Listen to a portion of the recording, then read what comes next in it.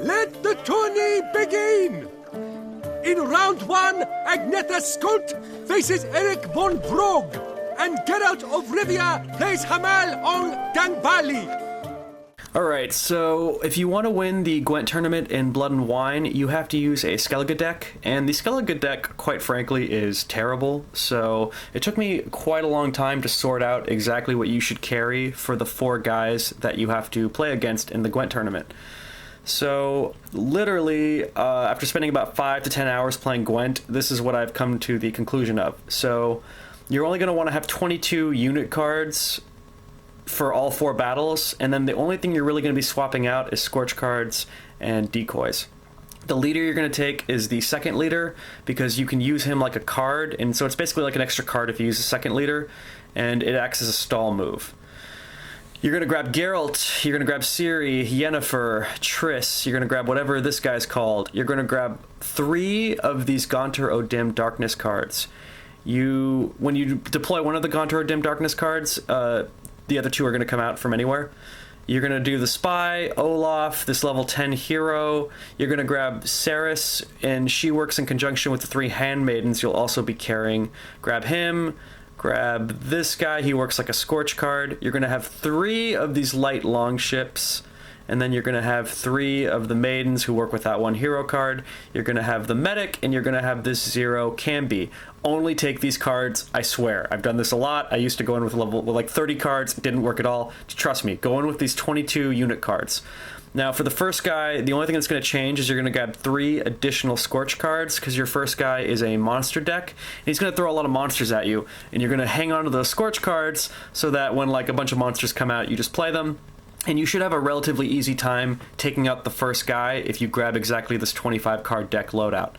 Now, the second guy is way harder, so what you're going to do with him is you're going to ditch the 3 Scorch cards, and you're going to replace them with decoy cards, because he's got a Nilfgaard deck, and he's going to come at you with so many spies. So notice that I still have the 22 unit cards, and I'm ditching the 3 Scorches, replacing them with the decoys, and then I'm good to go. So at that point, you can, basically play this guy. When you're doing the draw, get rid of any of the duplicate cards you have. So for this, it'll be the Longship and the Gaunter, whatever that is, the Gaunter O'Dim card. You're going to just ditch those 2 with no questions at all. Like, that's just what you're going to do. It's going to be super easy at that point. Always play your level 0 Camby if you have him, because he's useless on the round that you play him on. He will come back next round, round 2, as a level 11 hero, but for round 1, he's not going to do much.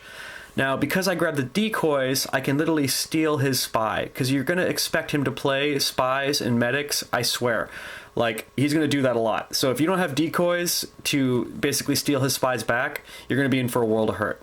So the first thing I did is I decoyed his spy, and then I played it, because I got 2 extra cards. Luckily for me, I got another spy, which I'm going to pretty much play immediately. Notice that he decoyed his spy, so at this point we're just decoying and spying it up. So that's really how this is going to go down. So just, keep the unit cards the same, grab the decoys, and he played the spy a second time. I'm going to decoy the spy a second time. And basically what the enemy wants to do is he wants to play spies a bunch, and then he wants to give me round 1, and he wants to take me out in round 2 and 3. But we're not going to let him, because we're smarter than he is. So at this point what I'm going to do is I'm going to take the win, because I want the win on this round, because he's basically going to give it to me. So because he gave me round 1, I'm going to take round 1. Then what I'm going to do is I'm going to basically give him round 2, and I'm going to come back in round 3 and take him out. The nice thing about the Skellige deck is that in round 3, you get 2 free cards. So that is going to be the only advantage you really have with this horrible Skellige deck, is that you want to see all the way to round 3 most of the time. So all that I'm really going to do here is I'm going to play the medic, because I want that level 0 Camby from the discard pile. I want the level 0 Camby from the discard pile, so I'm going to play the medic and bring back that level 0 Camby. And in doing so, when round 3 kicks in, I'm going to be up 4 cards, because I'm going to essentially have the level 11 hero Camby back, and I'm going to get a bonus 2 cards when round 3 starts, and he's going to have to use up a bunch of cards to actually win round 2, because he has to win round 2 because he already lost round 1. So I know that that's what's going to happen. So now that round 3 begins, you can see that I am up on cards, and at that point it's pretty easy to win. It's not that big a deal. So the guy in the second round out of the 4 Gwent players is by far the hardest, but if you follow this strategy, it shouldn't be that big a deal. So your third opponent is going to have a Skellige deck, which is the same as yours. All you're going to do is you're going to ditch your 3 decoys, stay with the same 22 unit cards, and then you're good to go. He is by far the easiest because the Skellige deck sucks. Your Skellige deck is so streamlined and precise that you're going to outclass him and outplay him pretty much no problem. I almost don't even want to show the footage of playing him because it's just going to be ridiculously fast and easy. But just trust me on this one. Go with the 22 unit cards and you're going to breeze right through it, and it's going to pretty much be a no-brainer if you're comfortable with Gwent. And just stick to the core principles and you're good to go. So finally, you're going to play the Angry Dwarf, and he has a Skodal deck. So a Skodal deck is very similar to a monster deck, and you're going to go back to your monster deck loadout, where you keep the 22 cards, grab the 3 Scorches, and then go to work.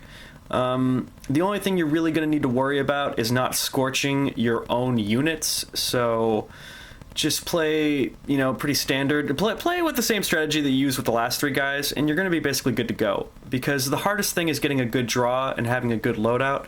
But if you have the 22 unit cards, you're always going to have what you need because you don't have cards getting in the way. You don't have horn cards getting in the way.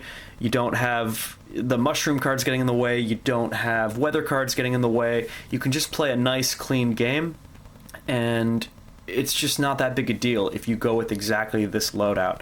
If I were to show you me playing all of these rounds, this video would be 25 minutes, which is why I've gone back and just streamlined it and been like, just take these things and just play good, you'll be fine. But just really, 99% of the battle is going to be the cards you take with you, and just take these cards with you. Trust me, I played for 5 or 10 hours. Just take these cards with you. You'll have no problems. You'll breeze right through it.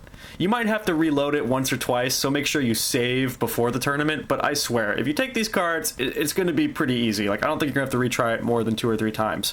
Whereas I had to retry it like 40 times before I figured out, oh, just carry this stuff. Because the deck's new. It's got new stuff. It's a little gimmicky.